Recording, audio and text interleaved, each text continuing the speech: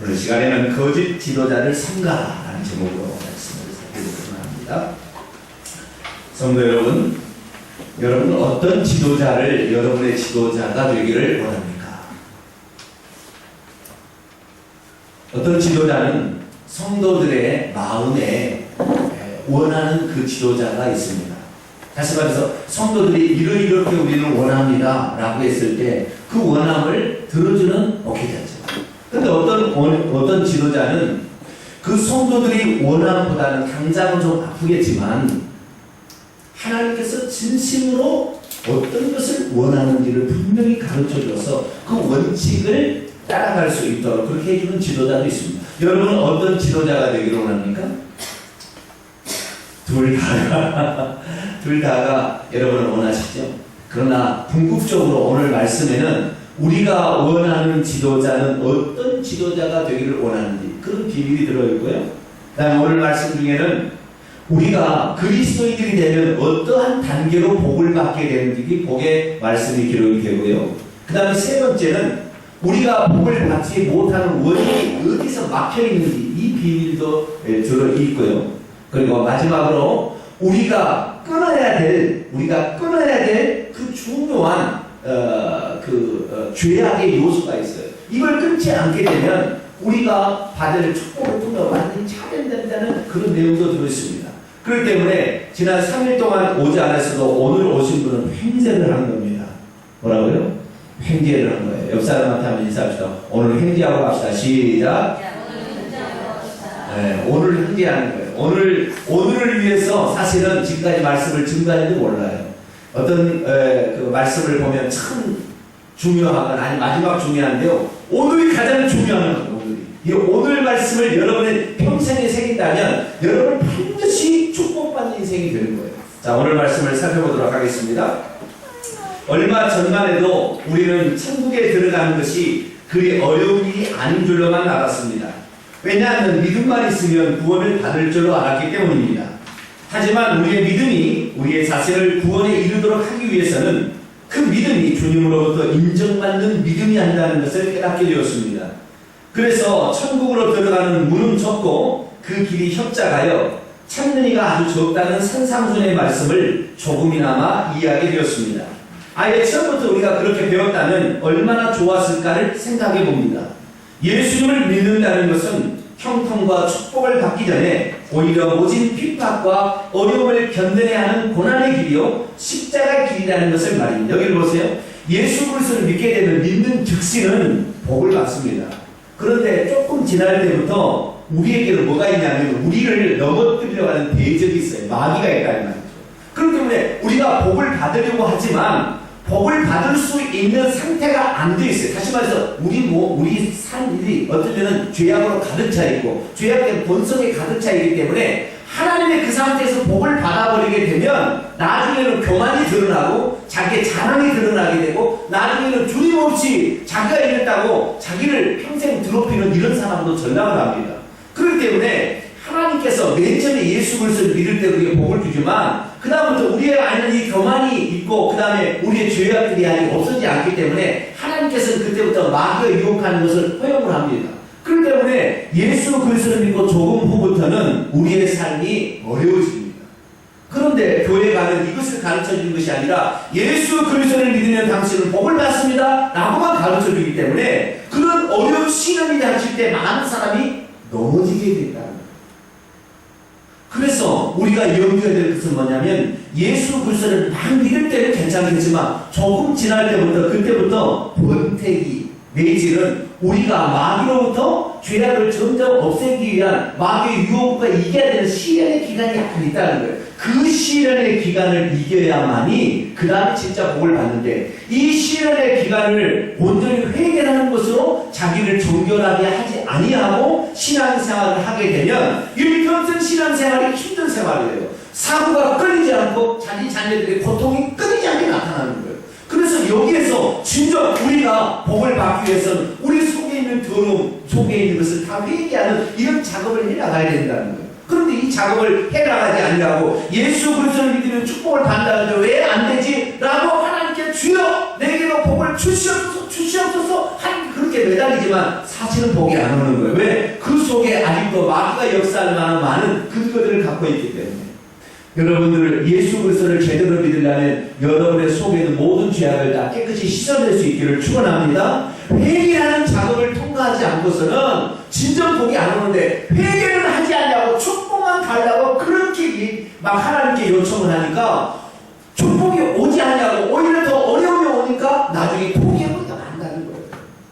오늘 그 비밀이 기록되어 있습니다. 자, 계속해서 보도록 하겠습니다.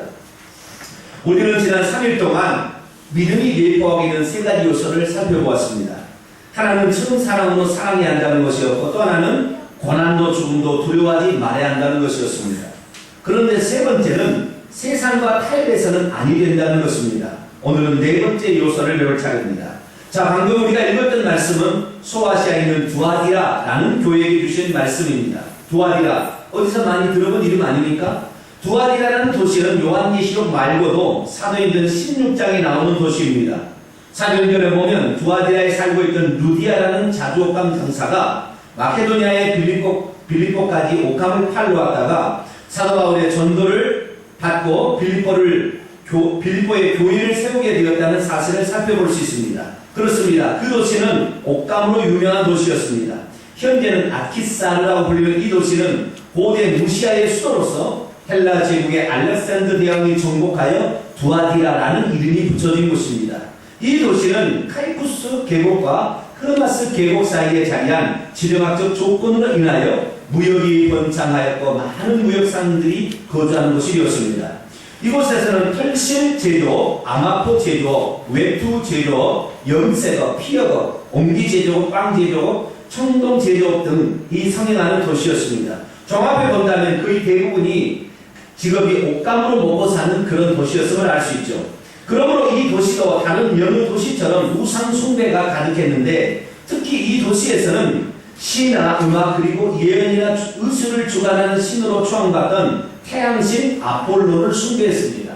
아폴로 신은 제우스 신의 아들로서 각종 제조업에 종사하는 조합원들의 수호신으로 간주되었고 이 도시에는 이 신을 숭배하는 축제행위가 빈번하게 이루어졌습니다. 다행스러운 것은 이 도시에서는 황제 숭배를 했다는 기록은 없습니다. 그러므로 정치적인 박해는 없었습니다. 다만 이 도시는 아폴로 신전 말고도 아르테미 신전, 삼바타 신전, 헬리오스 신전 등이 우후죽순격으로 세워짐으로 말미암아 이 도시 전체가 온통 우상 숭배를 하는 도시였다는 것을 알 수 있죠. 그러므로 이 도시에서 제조업이나 상업에 종사하기 위해서는 여러 동업 조합에 가입해야 했고 그들의 수호신을 섬기며 그것과 결부된 음란한 축제에 참가해야 했습니다. 그래서 그곳에서 우상에 바쳐진 제물과 음식과 술을 나눠 먹고 신전의 여러 사제들과 음행까지도 서슴지 않았습니다. 만일 그들 조합원의 수호신을 숭배하는 것을 거부라도 하는 날에는 조합에서 추방되게 이르렀으며 곧 제조뿐만 아니라 상업회의도 하지 못하게 되었습니다. 그럼에도 불구하고 두아디라 교회는 이러한 유혹을 물리치고 주님으로부터 칭찬을 받는 성도들이 있었습니다. 이들은 사람의 수고와 믿음과 그리고 인내의 열매들로서 주님을 기쁘시게 했습니다. 그래서 이제 처음에는 그들이 비록 곤란한 삶을 살았지만 점차 주님께서 그들에게 복을 주시어 나중에는 그들이 처음보다 훨씬 더 많은 복을 받게 되었습니다. 여기를 보세요. 우리가 뭘 알아야 되냐면 예수 그리스도를 믿게 되면 1단계로 우리에게 찾아옵니다. 맨 처음에 바로 와서 복 말고요. 그 다음으로 1단계로 오는 게 뭐냐면 핍박이 옵니다. 핍박이 와요. 요 핍박이 있다는 걸 알아야 돼요. 두 번째는 뭐냐면 핍박의 단계가 넘어가요. 이제 좀 이따가 핍박의 단계가 넘어가는데 그 다음에는 돈의 유혹이 옵니다. 이 두 가지를 잘 겪어야 돼요. 이 지금 두아디라라는 도시는 예수 믿는다는 것 때문에 잡혀 들어가거나 고난을 받을 일은 없어요. 왜냐하면 황제를 주라 또는 황제를 하나님이라 치나라고 강제하는 그런 지역은 아니었습니다. 다른 지역에 그동안에 서머나나 버가모 교회에서는 이게 두 가지가 같이 갔잖아요. 그렇죠? 우상 숭배와 황제 숭배라는 것이 같이 갔는데 이 두아디라 도시는 황제 숭배는 없는 도시예요. 이 도시에서는 돈을 벌기 위해서는 우상을 숭배해야만이 그 조합원의 자격이 주어져서 결국에 그 조합원의 표를 받고 무역을 할 수 있는 그런 자격이 주어졌다는 거예요. 그렇기 때문에 이 돈을 잘 벌기 위해서는 내가 우상 숭배를 할 것이냐 말 것이냐를 결정하게 되는 거예요. 다시 말해서 우리가 예수 그리스도를 믿고도 순전히 주님으로부터 복을 받기 위해서는 그 주님만을 믿고서 복을 받아야 된다는 이 믿음을 가져야지, 요때 잠깐 사탄이 유혹하는 방법으로, 세상적인 방법으로 따라가서 내가 복만 받으면 된다 라는 생각으로 가다가 보면 오히려 사탄 마귀에게 속아서 사탄 마귀가 주는 물질의 축복을 받지만 그의 영혼은 망하게 되고 나중에 저주와 멸망으로 간다는 거예요. 그렇기 때문에 우리가 기왕 예수 그리스도를 믿기로 결정했다고 한다면 핍박을 두려워하지 않기를 축원합니다. 두 번째는 돈의 유혹이 온다 할지라도 하나님의 방법으로, 정직한 방법으로, 주님의 방법으로 내가 살리라고 결정할 수 있게 되길 바랍니다. 그러면 주님께서 주시는 복은 뭐냐? 처음에는 그 복이 미미합니다. 그러나 성경에 나와 있듯이 나중에 그들의 하는 행위가, 나중에 그들이 복을 받은 것이 처음에 복을 받은 것보다 훨씬 많더라 하므로 나중에 시간이 지날수록 점점 우리의 삶에서 저주와 징계가 사라지고 하나님이 딱 지켜주는 가운데 탄탄한 대열을 가기 때문에 나중에 한 10년 20년 지나면 진짜 복을 그때부터 받기 시작하는 거예요. 근데 그 틈을 기다리지를 못하고 당장 예수 믿어서 내가 복을 받아야 된다 생각하고 막 복을 받는데 세상적인 유혹과 방법이 막 찾아오잖아요. 그래서 그 방법을 역시 이게 복이구나 라고 그걸 붙들었다면 절대 망하게 된다는 거예요. 이것이 바로 두아디라 교회에게 보낸 편지 속에 들어있는 우리의 축복의 비결입니다. 여러분, 우리는 주님께서 주시는 방법과 주님이 우리가 함께 하심으로 받는 그런 복을 받게 되기를 축원합니다. 계속해서 보겠습니다. 그런데 그 교회에 아주 엄한 주님의 책망이 있었습니다. 그것은 영향력 있는 한 명의 지도자 때문이었습니다. 얼마나 주님께서 화가 나셨으면 자신을 그의 눈이 불꽃 같고 그의 발이 빛난 주석 같은 하나님의 아들이라고 말씀하셨을까요? 그의 눈이 불꽃 같다는 말은 주님께서 사람의 뜻과 마음을 살피어 속속들이 알고 계신다는 뜻이며, 그의 발이 빛난 주석 같다는 것은 그들의 행위를 주님께서 아시고 반드시 밟아 심판하시겠다는 뜻입니다. 한마디로 이 교회는 버가모 교회보다 한 단계 더 우상숭배하는 교회로 나가고 있었던 것입니다. 버가모 교회가 발람의 교훈 내기는 니고라의 가르침을 수용하는 분위기였다면 이 교회는 그러한 가르침을 주장하는 사람이 그 교회의 지도자가 되어 있었고 그 교회의 종직자들이나 주의 종들도 그러한 가르침을 따라서 행하는 분위기였던 것입니다. 그때 주님께서는 그 교회의 사악한 지도자를 일컬어 자칭 선지자라는 여자 이세벨이라고 말씀하셨습니다. 하나님께서 말씀하시지도 않았지만 자기가 하는 말이 곧 하나님의 말씀이라고 주장한다는 측면에서 볼 때 그 여자는 자칭 선지자였고, 사람들을 미혹하여 허리고 또한 넘어뜨린다는 측면에서 볼 때 그녀는 간교와 은거였으며, 마지막으로 원래는 하나님의 백성 곧 이스라엘 사람이 아니었지만 이스라엘의 신이 와서 북이스라엘 전체를 우상 숭배에 빠지게 했던 북이스라엘 아합의 부인 이세벨을 닮았다는 측면에서 그녀는 이세벨이라고 불렸던 것입니다. 그런데 놀라운 것은 그녀의 주장이 얼마나 사람들을 흘렸으면 그녀를 지도자로 칭송하면서 그녀를 따라가는 주의 종들이 부지기였을까 하는 점입니다. 버가모 교회에서는 몇몇 사람만 그런 가르침을 따랐던 상태였다고 한다면 두아디라 교회는 대부분의 사람들이 그녀를 따라 우상 숭배를 겁없이 행하고 있었던 것입니다. 다시 말해 그녀는 조합원의 친목 도모를 위해서는 우상을 숭배하고 그 신전에 바쳐진 재물을 먹으며 음란한 행위를 갖는 것이 오히려 성도들에게 필수 불가결한 요소임을 그럴싸한 교리로 가르치고 있었던 것입니다. 그래서 주의 종이라는 자들까지 그녀의 가르침을 따라 우상의 재물을 먹고 있었고 음행을 저지르고 있었던 것입니다. 아멘. 여기를 보니까 세 번째 중요한 요소는 뭐냐면 거짓 지도자를 분별할 수 있어야 됩니다. 이건 참으로 쉽고도 어려운 문제고 성도들의 선택이 어려운 문제의 하나일 수 있습니다. 그러나 핍박을 통과하고 하나님의 방법으로 내가 경제적으로 살겠다 결정한 다음에는 좋은 지도자, 영적 지도자를 만나야 돼요. 이 지도자가 성도들이 원하는 것은 당장 복을 받을 수 있는 방법들을 세상적인 방법을 가지고 성도들에게 일러줘 가지고 그 복을 받게 할 수 있어요. 그래서 복을 받은 사람도 있습니다. 그러나 결국에 그렇게 해서 복을 받게 되면 주의 종도 거짓 선지자 이세벨이 되는 것이고 그 지침을 따라서 산 사람은 처음에는 복을 받을 수 있으나 나중에는 그 물질 때문에 나가는 사람이 된다.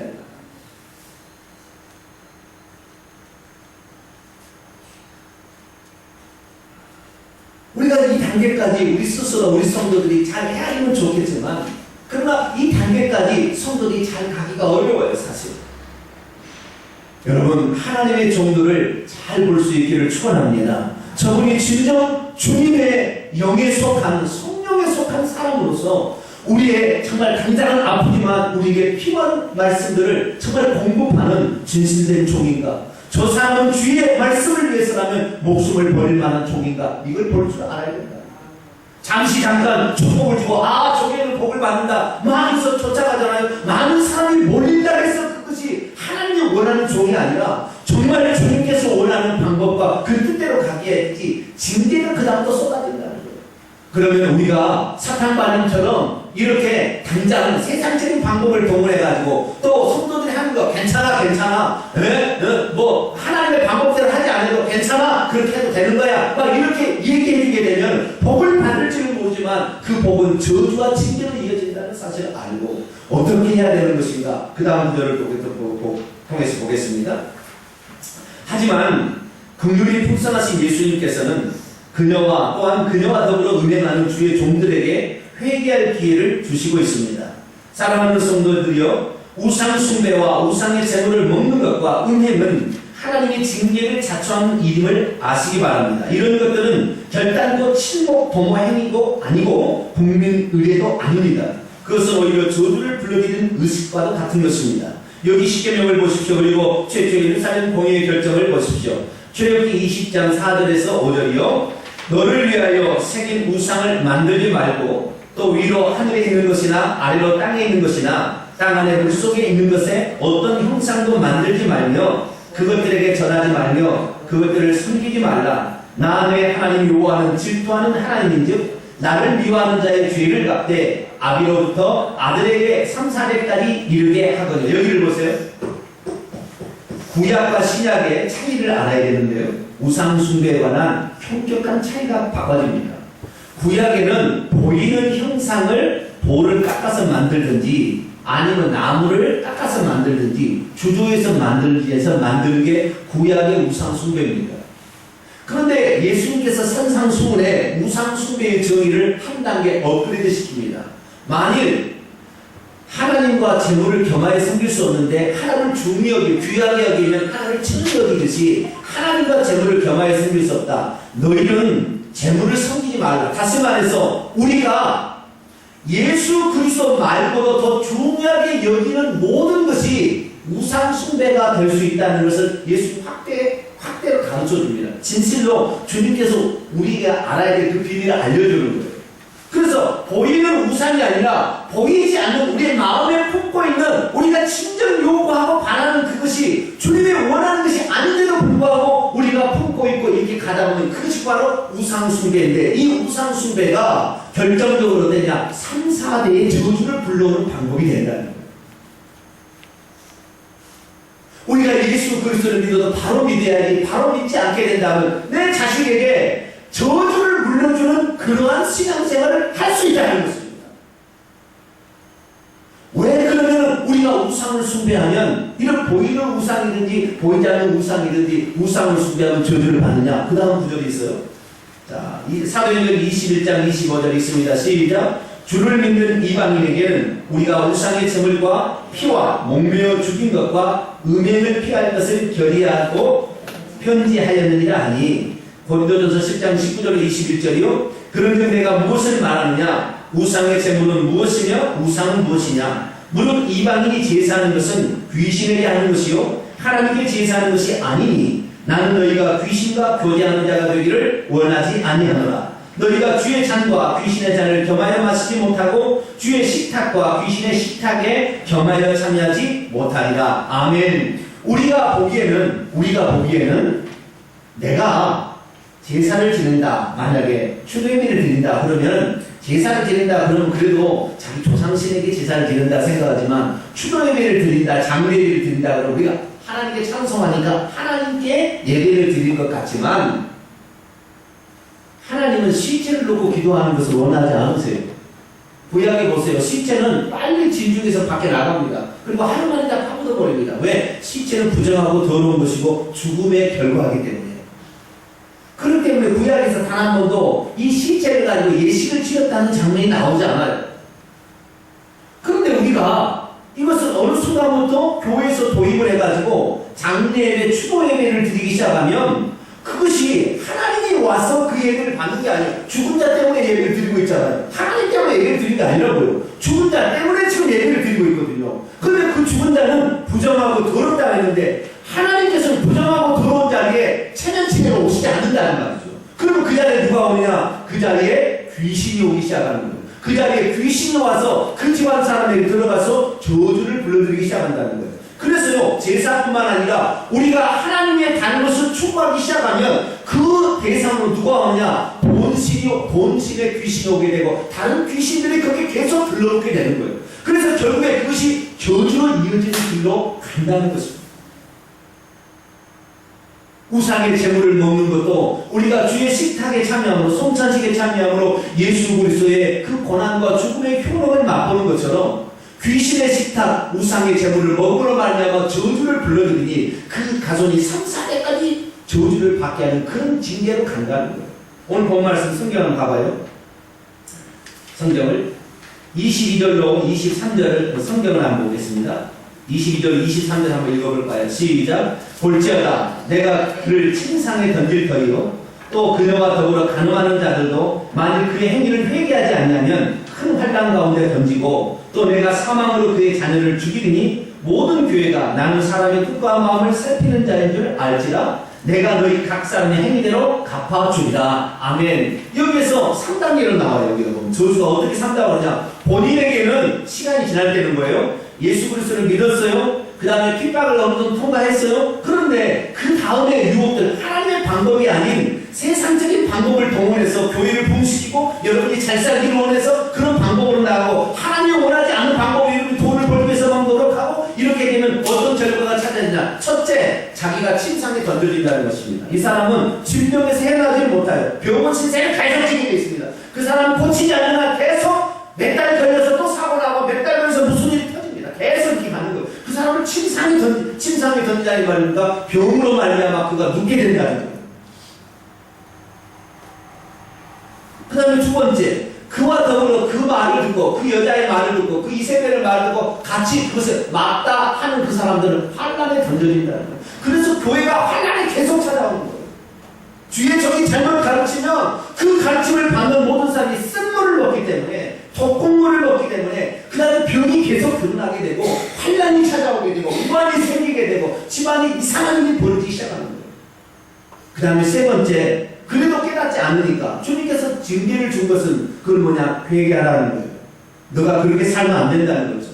너가 죄를 완전히 청산하고 그래서 복을 받고 하나님의 방법대로 복을 받아야 되는데 이 방법대로 복을 받으려고 하니까 네가 지금 아프지 않느냐? 빨리 회개하라! 라고 가르쳐 줬는데도 회개하지 않게 되면 그들의 자녀들이 사고로 죽게 되기 시작합니다. 그 다음에 사람이 죽어요.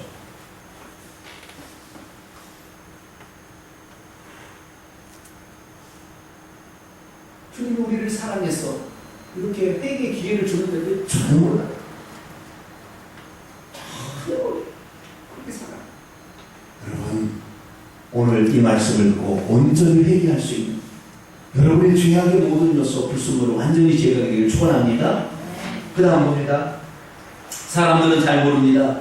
우상을 숭배하고 우상의 재물을 먹으며 우상 음행을 저지르게 되면 본인은 질병으로 병상에 눕게 될 것이고 그와 함께 가늠하는 자도 환난에 던져지게 되며 자기의 자녀가 불의의 사로 죽게 된다는 사실을 말입니다. 이것이 바로 그들이 이 세상의 육신을 가지고 있을 때 받는 징계입니다. 하지만 이것은 그나마 그들이 회개하고 돌아올 기회를 주시는 것입니다. 그럼에도 불구하고 그 교회 거짓 지도자 이세벨과 그녀를 따르는 무리들은 회개하지 않았습니다. 그러자 주님께서는 반드시 그들의 행위를 사람을 불꽃 같은 눈으로 예의주시한 다음 반드시 주석 같은 발로 심판하시겠다고 선언하십니다. 하지만 예수님께서는 두아디라 성도들 중에 일부는 이세벨의 가르침을 거부하고 사탄의 이런 은밀하고도 비밀스러운 행위에 참여하지 않는 이가 있다고 칭찬하셨습니다. 그래서 주님께서는 만약 그들이 주님 재림시까지 이러한 신앙을 끝까지 지킨다면 반드시 그에 따른 상급을 주시겠다고 약속하십니다. 그것은 첫째로 장차 도래할 세상에서 철장을 가지고 만국을 다스릴 권세를 주시겠다고 하셨습니다. 그리고 둘째로 새벽별을 주시겠다고 하셨습니다. 철장을 가지고 민족들을 다스리는 권세는 예수님께도 아버지께로도 받으셨는데 그와 똑같이 주시겠다는 말씀이며 예수님처럼 새벽별과 같은 영광을 그들에게도 주시겠다는 뜻입니다. 지금은 미혹의 시대입니다. 이제는 거짓 사도와 거짓 선지자를 분별해야 합니다. 그것을 분별하는 가장 중요한 기준이 무엇인지 아십니까? 그것은 우상 숭배와 우상의 제물을 먹는 것과 음행을 허용한다는 여부입니다. 한국교회도 이미 추도예배와 장례배 속에 이런 규례가 정례화되어 있습니다. 이제는 걷어내야 합니다. 그래서 이 땅에서도 우리가 징계를 받지 않을 뿐더러 천국에서 예수님과 더불어 만국의 통치자로서 영광을 차지하는 성도가 되기에 힘써야 할 것입니다. 여기를 보세요. 우리가 세상적인 방법을 가지고 여러분에게 가르치는 지도자를 만나면 당장은 그것이 여러분의 돈을 벌게 돼요. 그런데 점차 여러분이 계속 그 쓴물을 먹게 되고 어둠의 영을 먹기 때문에 나중에 여러분은 저주를 받는 거예요. 그래서 이 땅에서요 엄청난 징계를 받다가 죽어서 지옥 가는 것입니다.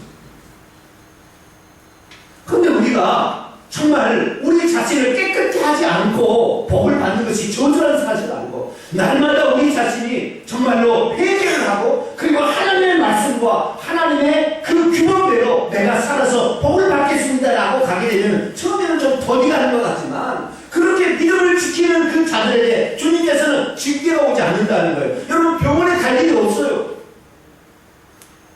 아프지 않은 것입니다. 자기의 자녀들이 잘 되면 축복이 나타나게 된다는 말이에요.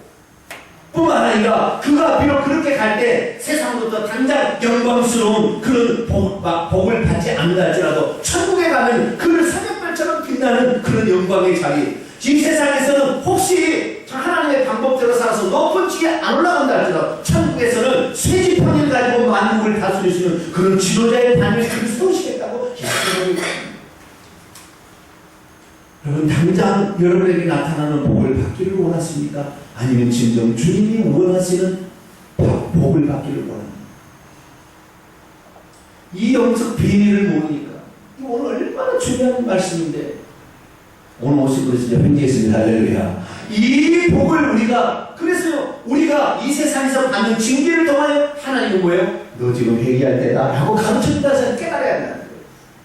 그리고 하나님의 방법대로 살기가 결단하게 될 때 하나님께서는 그 사람을 눈여겨 불꽃 같은 눈으로 지켜보고 있다가 나중에 그로 하여금 하늘의 철장을 다스리는 왕 같은 권세자로서 그를 세워주시고 빛나는 영광의 자리에 그를 앉혀주시겠다는 약속하셨습니다. 우리가 좀 더디난다 할지라도 주의 방법대로 행하는 저와 여러분에게 축원합니다. 두 손을 들겠습니다. 주님, 내가 이전에는 세상적인 방법을 가르쳐주는 주의 종을 좋아했고 나도 그런 방법으로 빨리 부자돼서 자라나고 싶었지만 이것이 얼마나 사탄이 원하는 방법인지 알았습니다. 이제는 좀 더디가 아닌 것 같으나 주의 방법대로 날마다 우리 자신을 회개하고 주의 방법대로 내가 살아서 나중에 점점 저주가 사라지고 저 천국에서 영생복과 영광의 자리에 차지하는 그런 사람이 되게 하여 주옵소서. 나에게 복 주시고 우리 가족을 그렇게 복을 주셨소서. 주여 한번 부르고 2, 3분 동안 통성으로 기도하겠습니다. 주여!